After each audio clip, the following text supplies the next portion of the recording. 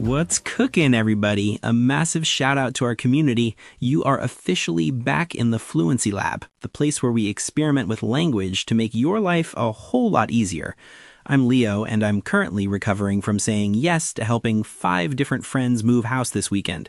My back is essentially on strike. Oh, Leo, you are the ultimate people pleaser, aren't you? 5 friends? Did you drive the truck for the entire city? Hi, everyone. I'm Emma. It's lovely to have you with us today. In the lab today, we're tackling a life skill that is also a language skill, the language of boundaries. This is a big one. It's exactly why my back hurts. How do you say no to a boss, a friend, or a pushy salesperson without sounding like a jerk or feeling that crushing wave of guilt afterward? It's all about the delivery, Leo. In English culture, being direct is good, but being too blunt can be perceived as aggressive. Today, we're going to give you the scripts to protect your time and energy gracefully, but we're also going to dig into why this is so psychologically difficult. Let's start with the word itself, boundaries. It sounds like a fence around a house. That's a perfect metaphor. A boundary is a limit you set to define what is acceptable and what isn't in your relationships. It's interesting you mention the fence because the concept of personal boundaries in psychology is actually relatively modern. It really only entered the mainstream lexicon in the mid-1980s, largely through the self-help boom. Really? So before the 80s, people just let everyone walk all over them? Not exactly, but the cultural framework was different. It was more about duty and obligation. The idea that you have an individual protective psychological perimeter, that internal fence, is something that evolved alongside the rise of individualistic therapy culture. Now it's everywhere. You see it on TikTok, Instagram. Everyone is talking about protecting their peace. In English, we often talk about setting boundaries or drawing a line. If I don't draw a line, people will just keep asking for more until I'm totally burnt out. But here is the million-dollar question, Emma. If we know we need them, why does saying no feel physically painful? When I told one of those friends I might be late, my stomach actually hurt. That stomachache is real, Leo. It's evolutionary. For most of human history, we lived in small tribes on the savannah. If you were rejected by the group, you died. You starved, or you were eaten by a predator. So our brains evolved to interpret social rejection, or the fear of causing rejection, as a life or death threat. So my brain thinks that if I don't help move a sofa, a saber-toothed tiger is going to eat me? Essentially, yes. There's a fascinating study by neuroscientists Naomi Eisenberger and Matthew Lieberman. They found that social pain activates the exact same regions of the brain as physical pain. In one experiment, they actually found that taking Tylenol, acetaminophen, reduced feelings of social hurt. That is wild.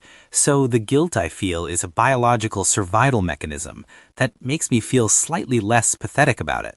Exactly. And for language learners, the challenge is double. You have that biological fear plus the linguistic insecurity.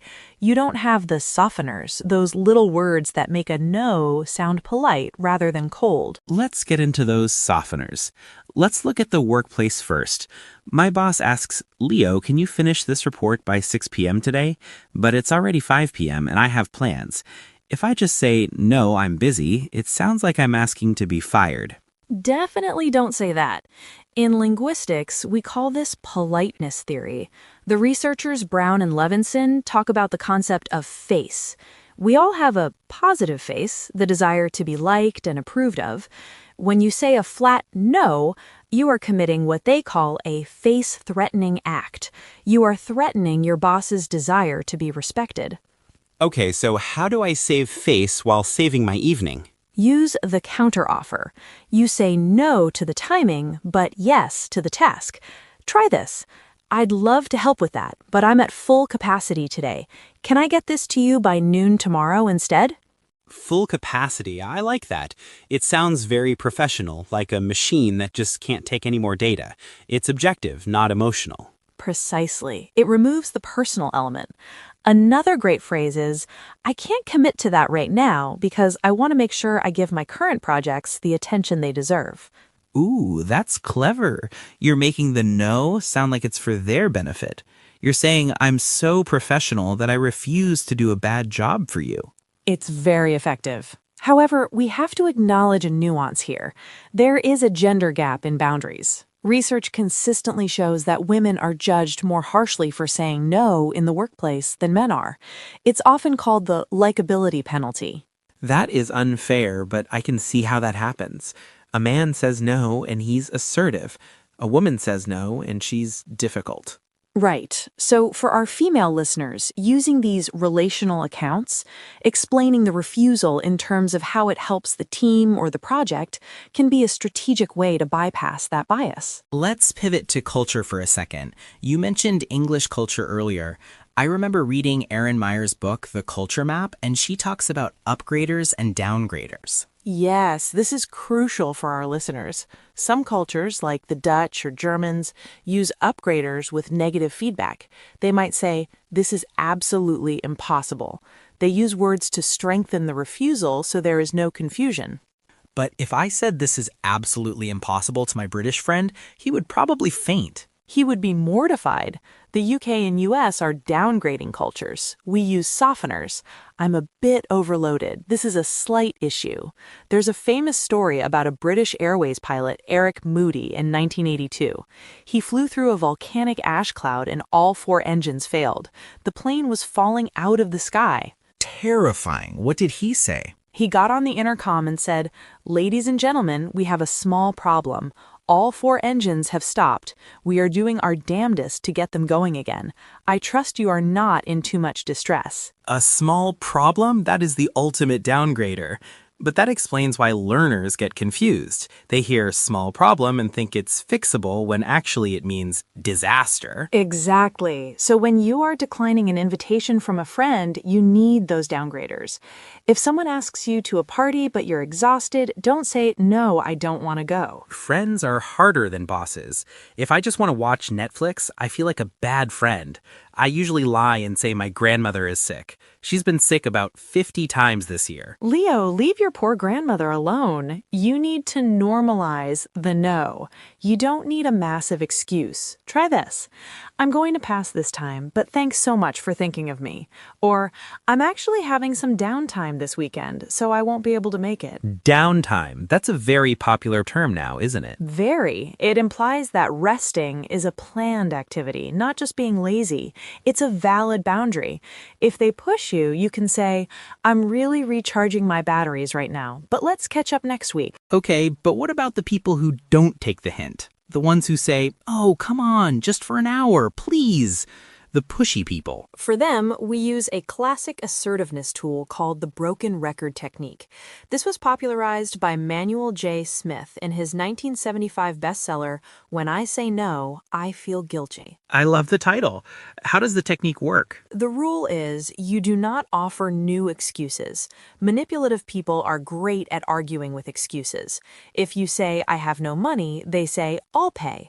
If you say, "I have no car," they say, "I'll pick you up." Oh, I've fallen into that trap. It's the negotiation of excuses. Right. So you stop negotiating. You just repeat your original boundary, maybe slightly rephrased, but with the same meaning. Keep your voice calm, like a broken vinyl record. Can we roleplay this? I'll be the pushy friend. Go for it. "Hey, Emma, come out for just one drink. It's Friday." That's so kind, but I'm heading home now. "But it's so early. You're being boring. Just one." I know it's early, but like I said, I'm heading home. Have a great night. Wow, it's weirdly powerful. You aren't being mean, you're just staying consistent. It shuts down the argument because you aren't giving me anything to argue with. Exactly. You are protecting your autonomy without attacking their character. And there is one final linguistic trick for the lab that makes this even smoother. Avoid the word but after a no if you can. Wait, I use but all the time. I'd love to, but I can't. It's not wrong, but notice what it does. "I'd love to, but my mom is visiting." It sets up a conflict between your desire and the obstacle. It implies if my mom wasn't here, I would go. It invites the other person to help you solve the problem of your mom. So what should I use instead? Use "and." It sounds strange at first, but listen. "I'd love to see you, and this weekend just doesn't work for me." It's a subtle shift, but it makes the statement feel much more final. It validates your desire and your reality at the same time. It feels more solid. but sounds like an excuse and sounds like a fact. This has been a therapeutic session, Emma. I feel better about my aching back already. I'm glad to hear it. Let's wrap it up with a quick recap for our listeners. Right. First, the counteroffer. Use for work. I can't do it now, but I can do it then. Second, the pass. Use for social events. I'll pass this time. Use the concept of downtime as a valid reason. Third, the broken record. Stay firm with pushy people. Don't negotiate excuses. And finally, watch your upgraders and downgraders. If you are speaking English, soften that blow. Don't be too direct, or you might threaten their face. Your homework this week, practice saying no to one small thing. Maybe it's a bag at the grocery store or an extra task you don't have time for. Just one small no. And tell us in the comments, what is the hardest situation for you to say no in? Is it with your boss, your partner, or your mom? Personally, it's still the friends moving furniture. I need to learn the broken record technique for heavy lifting. Well, our time boundary for this episode has been reached. Very meta, Emma. Thanks for joining us in the lab today. It's been a blast as always. It truly was. Go out there, protect your peace, and speak your truth. Stay strong, stay fluent, and catch you on the flip side. Keep it real. Bye. Peace out.